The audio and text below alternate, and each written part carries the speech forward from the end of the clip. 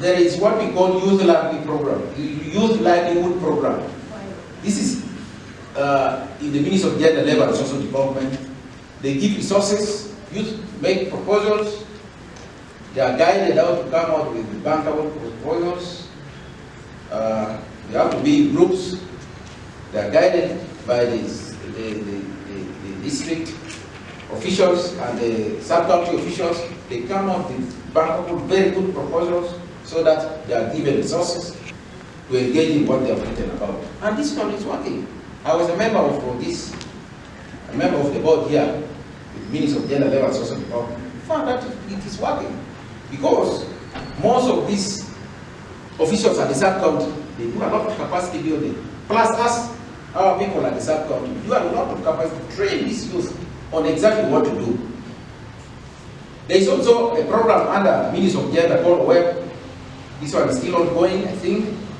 There is also a program for youth. For this work is for youth and women. There is also Youth Venture Capital Fund, which is also under Ministry of Gender, Labor and Social Development. I hope it's still working. There is Youth Apprentices Program. This one is called YAP. There is Skill in Uganda. This is under Ministry of Education. There is Uganda Institute Research, Uganda Industrial Research Institute. Also train youth on a number of issues. There is OurNet, Uganda Youth Network. There is Enable Youth Fund. This one is in the Ministry of Water and Environment. So there are so many government programs. So what it should be done is that this youth has to position themselves strategically so that they know what is happening, especially what my colleague talked about, the rural youth. The rural youth, like for us in the Ministry of Agriculture, our struggle is up to the grassroots. There's a lot of capacity building that we have taken. We have encouraged these youth to form groups, because if you don't form groups, government will not go to you individually to access their program. If there are youth groups formed in the rural area, in the districts, there can be assistance. And they go to the sub-county and to the district. There are so many programs. Program in the Ministry of Health, you hear of these youth health educators in Akonwa, in the villages. Village health teams. These are very good people in the villages. Yeah? Agriculture, there are so many people doing extension services. There's a program which we call VAM. These people, young people, we employ, some of these young people are the ones connecting these farmer groups, identifying markets for agricultural inputs for them. So, most of these programs are in districts and in sub-counties. It's a matter of informing the district to know that some of these programs exist so that they get involved in some of these programs. But to the contrary, if you go to the villages, like recently, Christmas period, I was in the village for about 1 week. Most of them are drinking, heavy drinking.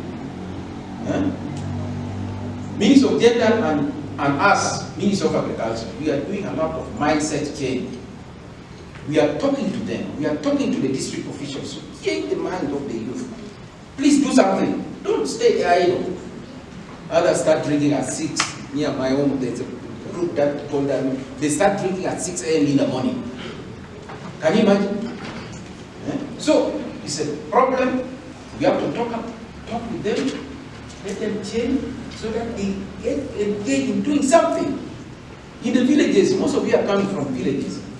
There is vast selling of land. They are selling their land. They said, Malaria, get somebody, sell land. Is that how we are going? They have sold all the land in the villages. In fact, in commerce we are told, land, labor, and capital.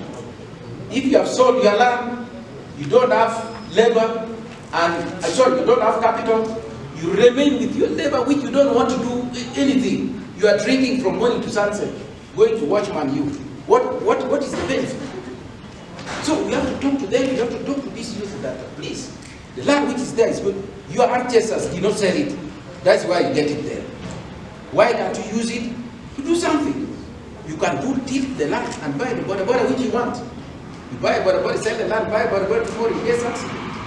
Where are you going to go to? So it's a big issue of mindset that we are talking to them, Minister of Gender, Minister of Agriculture, and all policymakers in the district, sub-county. We are trying to encourage them to talk to the youth, to change their mind. So as my issue, all the programs which we have within the ministry, say youth must be 20%. All projects, all government programs, should put 20% should be the youth. And we are collaborating with so many agencies to make sure that youth are encouraged to do agriculture. For example, what we are doing with FAO, Food and Agriculture Organization, we developed a national youth strategy for agriculture, and in this strategy it's very rich. I have a copy there.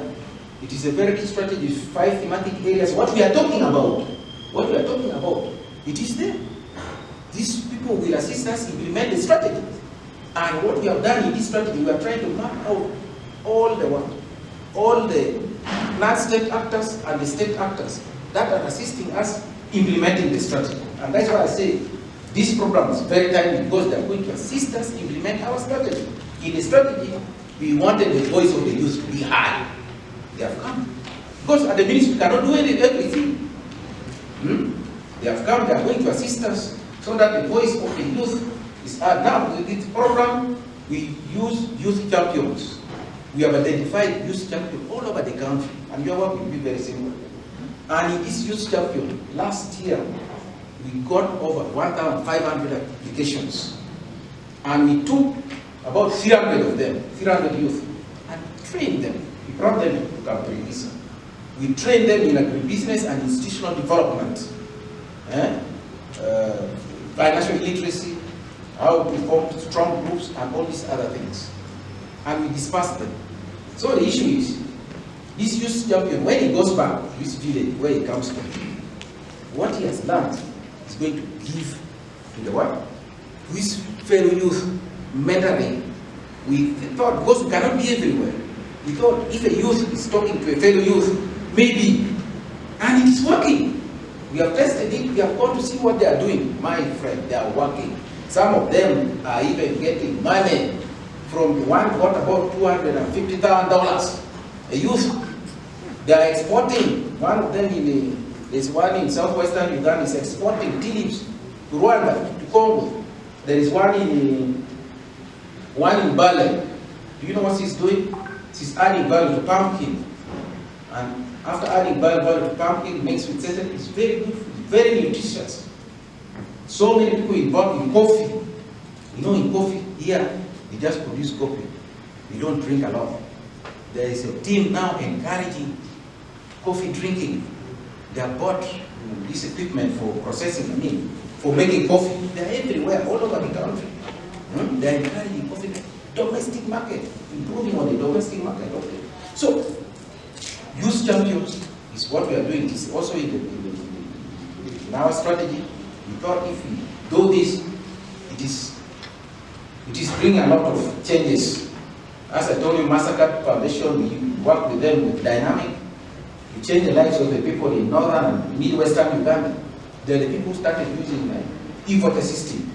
And their groups, youth groups which were formed, might have taken them. This project which I talked about, ACDP, I've taken them. We have given them subsidized input. We have built stores for them. We have given them even processing facilities. Yes, and then they are doing very well. We also work with one of the organizations and identified a value chain which can take so many youth. And I'm asking you here, you find that now, coffee is grown everywhere. Not so. There's somebody who came from Western, where is he? Zongo. Zongo grows the best coffee in the Arabica coffee. Arabasa coffee is grown all over the country. So we identified that coffee as an enterprise. If it is developed, can employ so many youth. Along the value chain, talk about seedling, talk about production, talk about even value addition, talk about what to do. If we can encourage production of coffee all over the country, see what Tanzania has done. I was talking to him. See what Tanzania has done on rice. Rice has really flooded what is that? commercial market everywhere. What have they done? They mechanize rice production, highly mechanized. Because after opening the land, what else? Open the land, put irrigation facilities. Here in India, you just produce, and that's what they have done. So, as I told you, one of the issues we are going to do as a ministry to promote mechanization of agriculture. You have to mechanize agriculture. You have to encourage use of fertilizer. For us, we still say that, oh, our soil is very fertile. Whopping. We have to encourage use of fertilizer. That's what we have to do, and that's what we are doing. So that, because what are you going to add value if the production is not there? If your production is very low, are you going to sustain that market? You will not. So, you have to do things that increase production and productivity so that we can have enough to add value and we export or we consume.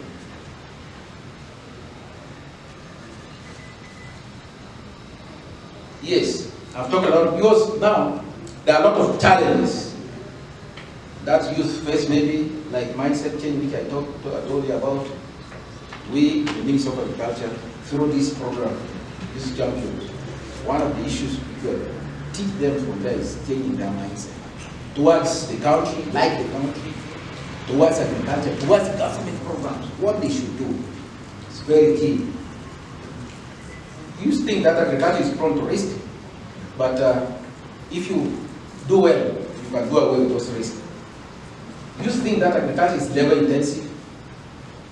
That's why we are trying now to mechanize and bring a lot of ICT in agriculture so that youth, they say that making agriculture sexy. That's what we are trying to do. In our skills among the youth, working with Ministry of Education through vocational training, we get enough skill. Land, the issue of land, we have to talk to them so that they don't sell land.